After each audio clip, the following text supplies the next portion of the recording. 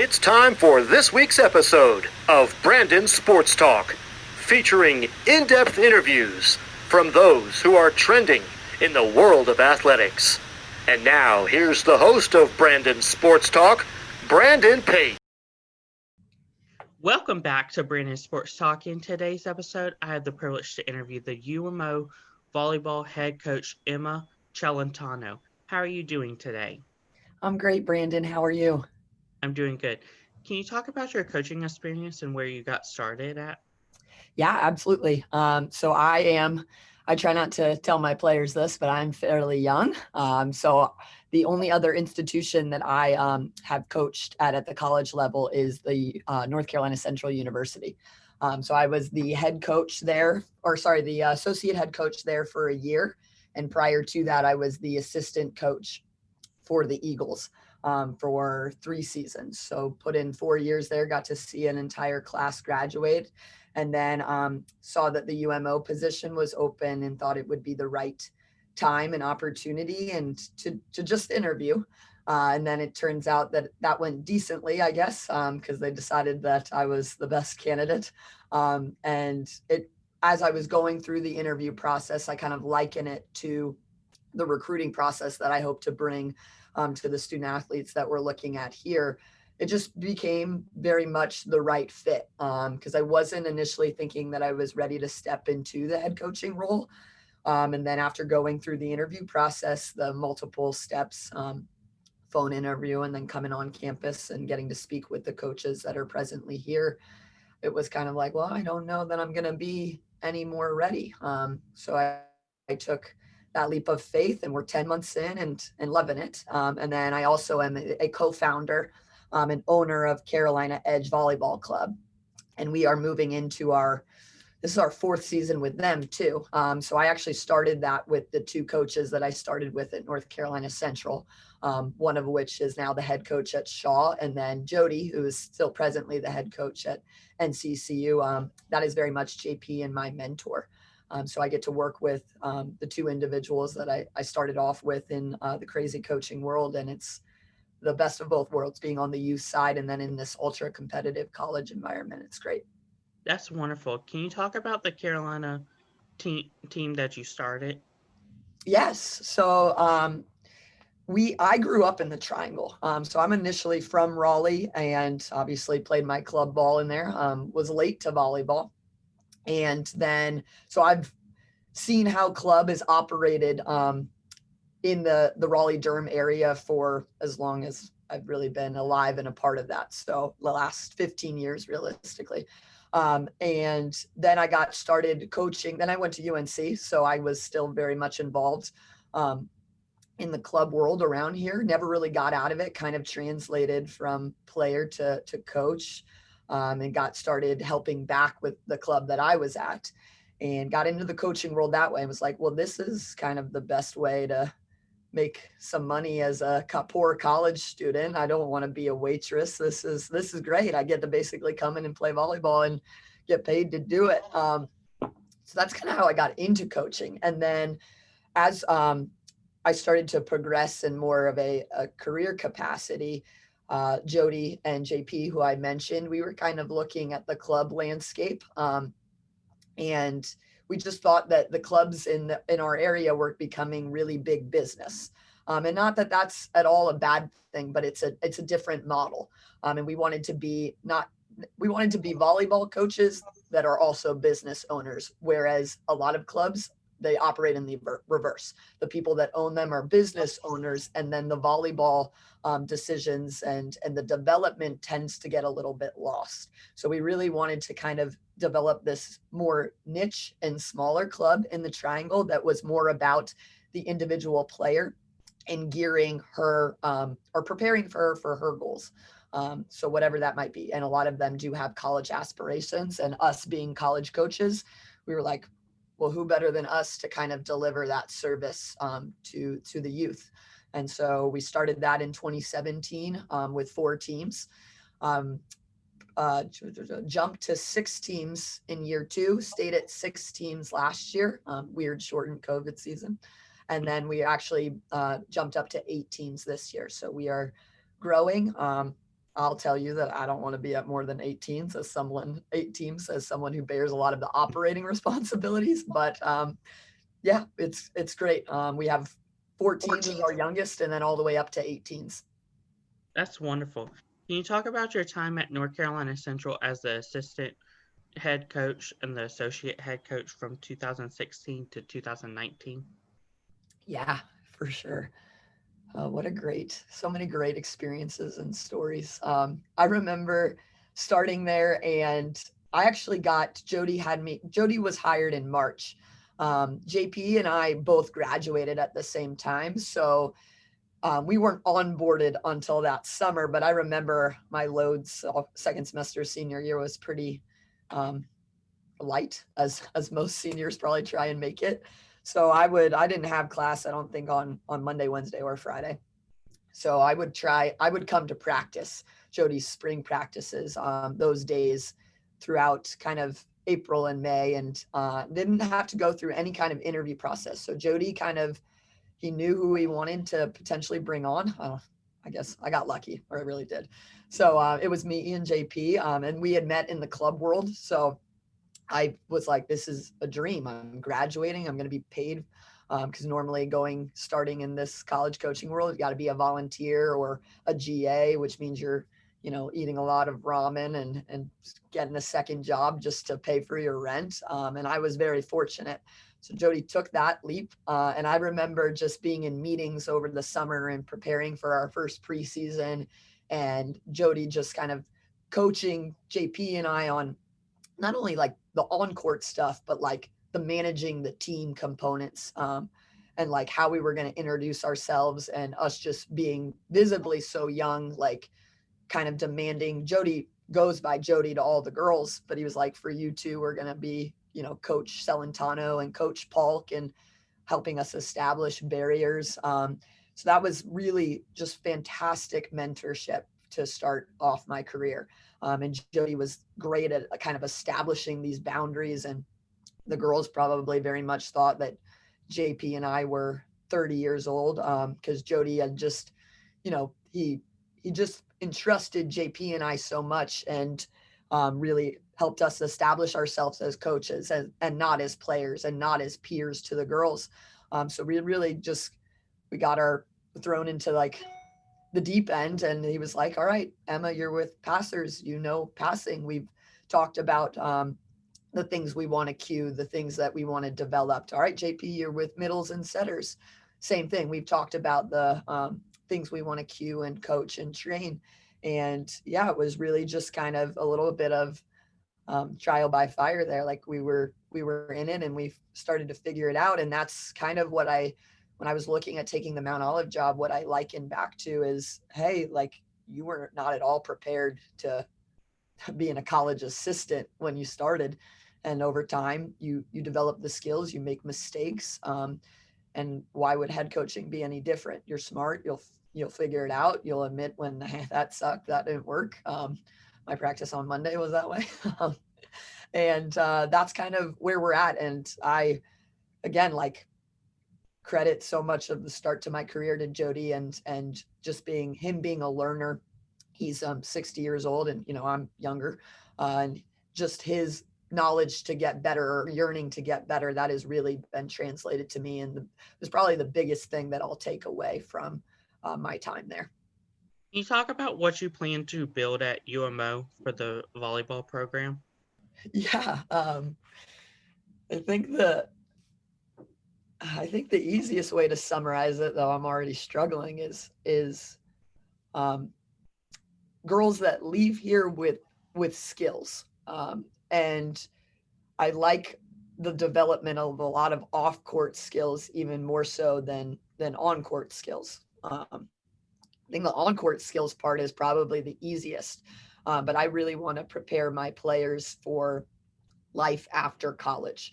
And for us to try and put this experience, even as we're going through it 4 or 5 years, into perspective, and how we're going to translate, what we're learning, and developing within a team environment, how we're going to translate that to the working world.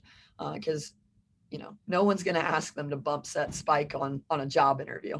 And there's just very few of us that get the opportunity to go on to play professional volleyball. And even if you do, it's not sustainable. It has a shelf life. There's always someone younger that's coming up that's a little bit stronger, a little bit faster. So after, even if I have anyone that has that opportunity, it's, you know, it's fleeting. So what are we getting out of this experience that is actually going to translate to help you in a job, building a family, whatever it might be, again, their specific goals. And then from an on-court standpoint, yeah, I want to develop skills too. And those skills pertain to winning. But us understanding the process that's going to take. I'll give you an example. Like I told my girls that they were going to have a fitness test when they came back in the spring. So mind you, when I told them this, we have 5 months to train for it, 5 months to prepare. They know exactly what the test is. I'm not going to pull the rug underneath them. It's not going to be something different when they get here. And I told them that in 2 weeks from when I told them that we were going to test run. And I said, I'm not marking anything. I'm not writing any numbers down. None of that. It's just a litmus test. Hey, where are we now? What are the goals that Emma has set, or the passing mark that Emma has set? And so what's the gap for me? I said, that's all us trying it in 2 weeks is. And they were dreading it. Oh my gosh, they hated it. And I was like, why? You know, you guys want to win. This is part of that process. The teams that are the best in our conference, they're doing these things. They're setting goals and taking steps that, no, we're not going to run all the time. We're not a running sport. But I said, being in shape really matters. We get into 5-set matches and we want to be jumping to almost maximum capacity. We want to have the stamina to be able to do those things. And so I'm not doing this to torture you. I'm doing this to motivate you, because it's a little bit easier to say, hey, I was able to do 25 unbroken push-ups. 5 months ago, I was only able to do 12. And I said, that's achieving a goal. That's huge. And I said, and that's what winning is going to take. But there are so many other factors that go into winning. So us just establishing these mini steps is super important for us, and for them to be, you know, achievable is everything. So yeah, I think developing skills is how I'd summarize that. And then we have these off-court skills that we're trying to get. We're definitely trying to improve our on-court skills that will then translate to more wins. Can you talk about, as a new head coach, how is the recruiting process like for you? Gosh, that's weird. I mean, I was in the job for a month and a half, had a great month and a half long spring season, sent the girls away to have a fun spring break for 5 days, and then they never came back. And that's really how my recruiting has started. It's been hard to try and evaluate, because for, you know, middle of March or the latter part of March, and then April, May, June, well, that's the bulk of the club season in volleyball. And we do a lot of recruiting in club. And at the fall, I was at another institution. So, you know, not even recruiting for Mount Olive at that point. So to be shut down kind of a month and a half with, you know, there's nothing going on. It's not like anyone was playing. So I was combing through a lot of email, trying to look at videos, even kids that, you know, emailed me that I didn't think were great fits, just seeing if there was anyone else in that video that I might have an interest in, contacting recruiting coordinators, seeing who was open in the positions that I thought I needed, and just kind of accumulating more film. And realistically, you know, kind of looking big picture, I'm like, you know, yeah, we're not getting a vaccine anytime soon. So we're going to all have to get better at evaluating by video, because who knows, come the fall, or even now, or almost now, when we're getting into club season start, if they're even going to allow college coaches or these extra spectators into the tournaments. So I really kind of use that time to definitely evaluate and reach out to people, but really get better at looking at my little 13 by 8 screen or whatever this is, and getting better at evaluating by video. And then I've had a lot of visits. I mean, I don't know in terms of volume if it's a lot in comparison, but I just think that the selling point for us is getting people around our team and experiencing our culture and experiencing our day-to-day. So we've been doing a lot of visits this fall, and I'm thankful that our administration, both president of the university and then within athletics, has kind of allowed us to operate fairly normally from a visit standpoint. Obviously, we're walking around campus in a mask, and we're training in masks, and getting screened and everything like that. But just being able to have an open campus, hey, come watch a practice, let's do a tour with admissions. That's been everything for us. So, yeah, stalled a bit in the recruiting, but we're rolling now. Speaking about that, can you talk about the official visit and what it's like on the volleyball side? Yeah. So I actually, maybe I shouldn't tell all my secrets, but I actually kind of created this official visit menu where I really want the girls that I'm bringing in to design what they want a visit to be.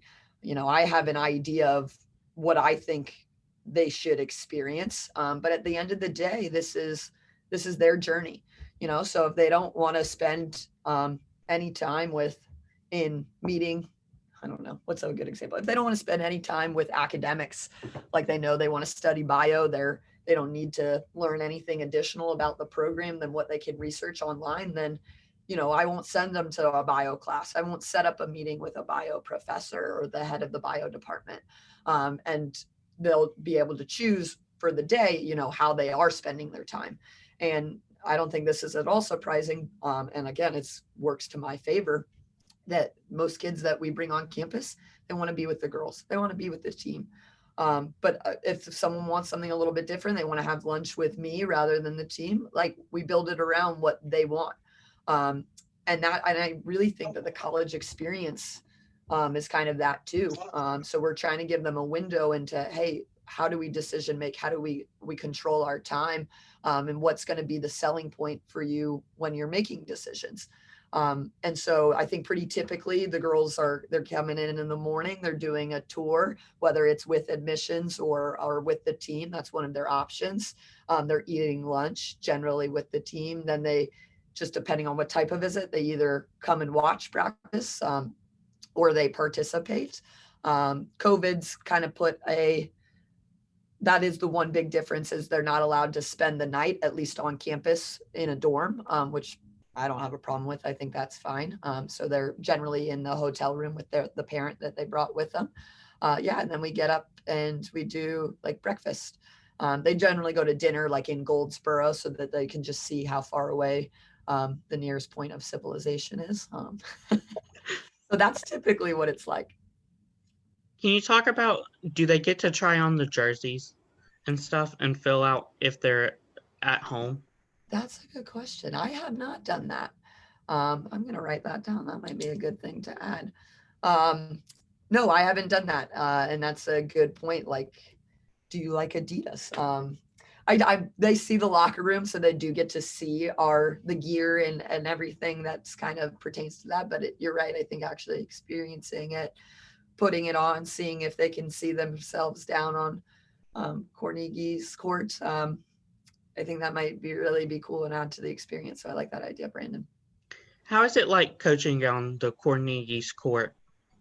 It's great. Yeah, it's a fantastic arena. And that's one of the things that I think making this transition from D1 to D2, I kind of explained to student athletes that maybe don't understand. Like, a lot of players think that Division 3 to Division 2 to Division 1 is a linear move, and it's definitely not. I mean, we've got tiers in D1, there's tiers in D2, and there's tiers in D3. I mean, so just as an example, we play at Central. We were playing in spring tournaments, and spring tournaments they're a lot of fun because they're low pressure. You get to see teams from other divisions, and it feels like club. You're sitting on the sideline eating a sandwich, and it has more of a lower key vibe. So like when I was at Central, we lost to Division II schools, and I shouldn't say that proudly, but we were building a program, and when you just have time to establish a culture and get in the right student athletes and girls that can play and that have this desire to win, like, we've got girls on our roster now that could be playing Division I, but just based on fit, they chose here. Alyssa's a great example. Like we actually recruited her while I was at Central. So I think that for me, it's great. It's not any different. It's probably a nicer facility than I'm coming from. It's got good lighting, good air conditioning. It's got everything you'd want in a gym. So yeah, I love it. Can you talk about coaching in the Carolina Central Conference with Barton and Pitt and even UNC Pembroke? Yeah. So Pembroke's coming into the conference next year. So we'll get to see them for the first time. And I spent my quarantine watching a lot of video too. So looking at the other 10 teams that we have in the conference, I think there's a lot within our control. So we finished 9 out of 12 last year in our control that we can do that isn't based on tons of skill development, and that's going to be changed by recruiting and getting in better student athletes from the start. There's a lot we can do to jump to the top half that is, throwing out the same roster that they had last year, in my opinion, like us just getting on the same page with system. But I think that the best thing that I saw from watching video, because I haven't gotten to coach a match yet, is that, we're not far off from the top.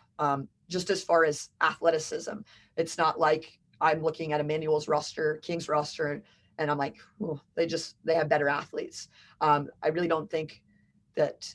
I think that any given day we have the ability to compete with every school, which is a really good spot to be. So now we need to learn the system that it takes to beat Barton, to beat a Chawan, whoever it is across the net on any given night.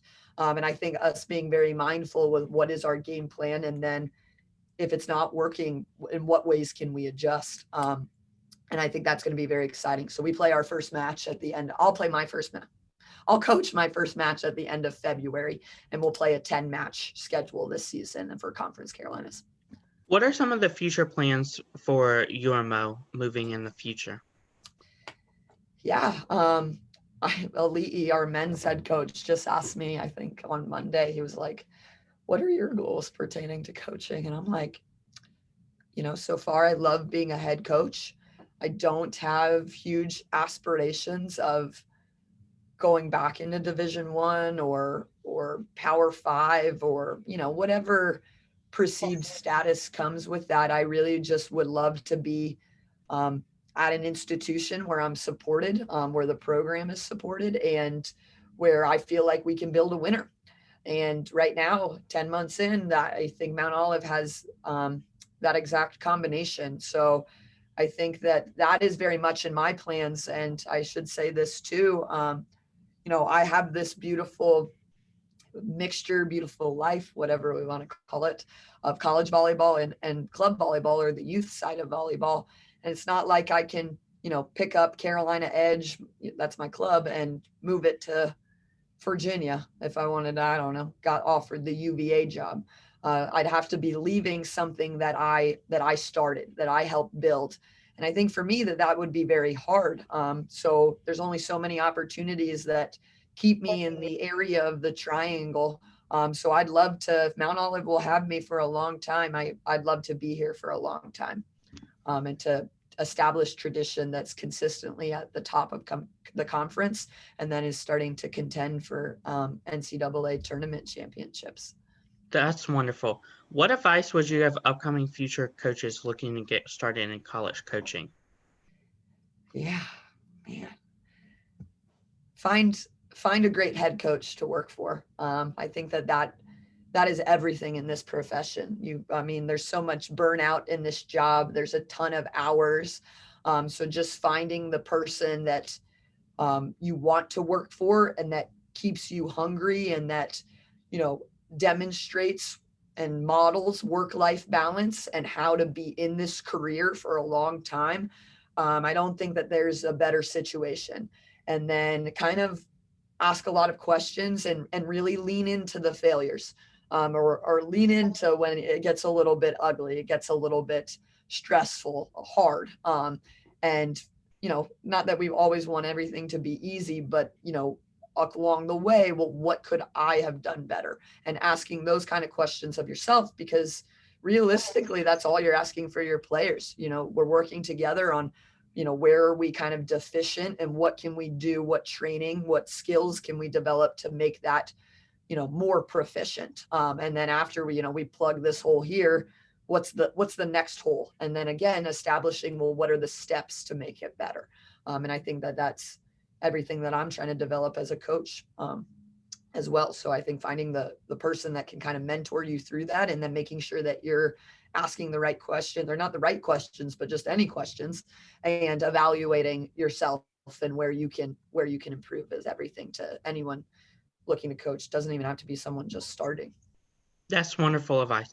What advice would you give upcoming high school athletes looking to start in college volleyball? Yeah, same thing that I would probably say to a softball player. Play a lot. Find the best system. Again, I can't find a great coach to play for. I think working for a great coach, playing for a great coach doesn't get much better than that.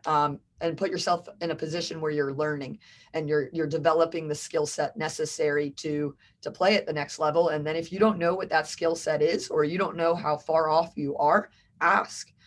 Be prepared for maybe an answer that you don't necessarily like, or that involves a lot of work to get to where you want to be. But if this is something you really want to do, end up in another gym, that's the kid that's going to excel once they get here is not going to be scared of that kind of information, isn't going to be scared of that challenge. Is maybe overwhelmed. And then we work together to figure out how to take this big picture or big concept and strip it down to something manageable. Go ahead. That's wonderful advice. Where can my listeners find you at on social media, along with the UMO volleyball program at? Oh, wonderful. So we're on Instagram and Twitter, UMO_WVB, women's volleyball. And then my personal stuff, which is really geared more towards personal, so I'm very selective on that, is my first and last name, Emma Celentano. So yeah, please follow our Instagram and Twitter account. We're doing a lot of fun things over there. I got a men's volleyball player that's kind of my intern. So Halloween is our Halloween practice is tomorrow, so they should be coming in costumes, which is fun. That's wonderful. Thank you again, Emma, for your interview, and best of luck in the UMO volleyball program. Thank you, Brandon. You can find Brandon Sports Talk on Facebook at Brandon Sports Talk, Instagram at Brandon Sports Talk, Twitter at @talk_Brandon, and you can find me on YouTube at Brandon Sports Talk. Don't forget to like, comment, and subscribe. Thank you again, Coach Emma, for your interview, and best of luck. Yep. Bye, Brandon. You've been watching Brandon Sports Talk. Please feel free to like, share, and subscribe to Brandon Sports Talk on social media and on YouTube.